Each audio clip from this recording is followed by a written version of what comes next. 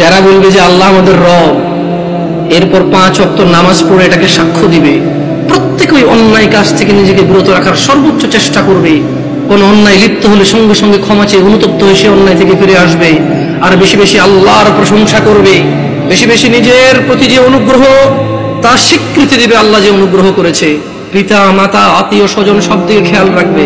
ফেরেশতারা বলছে তোমাদের বন্ধু আমরা দুনিয়াতে, আখিরাতে ওখানে থাকবে তোমাদের যা কিছু মন চায়, আর যেটা যেটা তোমাদের থাকতে ইচ্ছে নেই সেটা সেটা রাখা হবে না ওখানে। মানে তোমারা মর্জি यार जो तुम कहो वो তোমার ইচ্ছা ইচ্ছা ওখানে। तुम क्या चाहते हो, কি লাগবে তোমার সেটাই রাখা হবে, কি লাগবে না তোমার সেটা রাখা হবে না। সুবহানাল্লাহ। নুজুলাম মিন গফুরির রহিম, এটা ক্ষমাশীল পরম দয়ালু আল্লাহর পক্ষ থেকে আপ্যায়ন।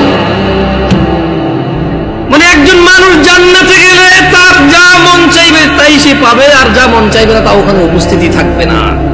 এটা নাকি আল্লাহর পক্ষ থেকে আপ্যায়ন। সুবহানাল্লাহ, আল্লাহু আকবার। তোমরা কি জানতে চাও পৃথিবীর সবচেয়ে ভালো কথা কোনটি? পৃথিবীর উত্তম কথা কি জানতে চাও? তবে শোনো, তোমাদের রব বলছে নয়াপাড়ার মানুষ,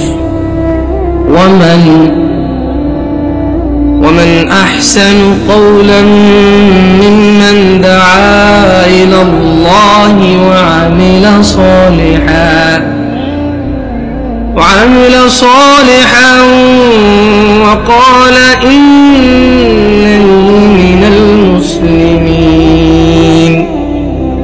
আর তার চেয়ে কার কথা উত্তম যে মানুষকে আল্লাহর দিকে ডাকে এবং নিজে সৎকর্ম করে। وقال إنني من المسلمين, আর সে বলে আমি মুসলমানের অন্তর্ভুক্ত। আমরা কি মুসলমান? আমরা মুসলমান?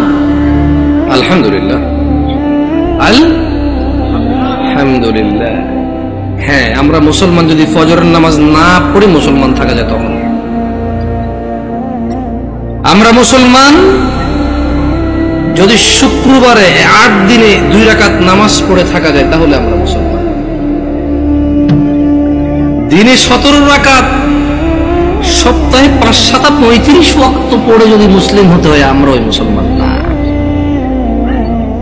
ও ইসলাম অনেক কঠিন। একটু বাচ্চা কাচ্চাগুলোকে যদি একটু শান্ত হতে বলা যায়, তবে কেউ ধমক দেওয়ার দরকার নেই। ছোট ভাই শোনো, তোমরা হ্যালো, ছোট ভাই তোমাদেরকে বলছি, এই ছোট ভাই তোমরা এইভাবে চিল্লাচিল্লি করো না, কেমন? তোমরা খেলাধুলা করো, সমস্যা নেই। একটু ওই যে অবশ্য তোমাদের জন্য এই দাওয়াত কতটুকু কাজে আসবে, তোমাদের মুরব্বীদের তো কাজে আসবে বলে মনে হয় না। তোমরা তো এখনো কথাই বোঝো না, ছোট মানুষ, 8-10 বছর বয়স। তোমাদের উপর এখনো নামাজও ফরজ হয়নি, তোমাদেরকে কি ওসিয়ত করবো বলো? 60 বছরের মানুষই মসজিদে আসে না। আমি খুব পবিত্র এরকম কি বলতেছি তাহলে?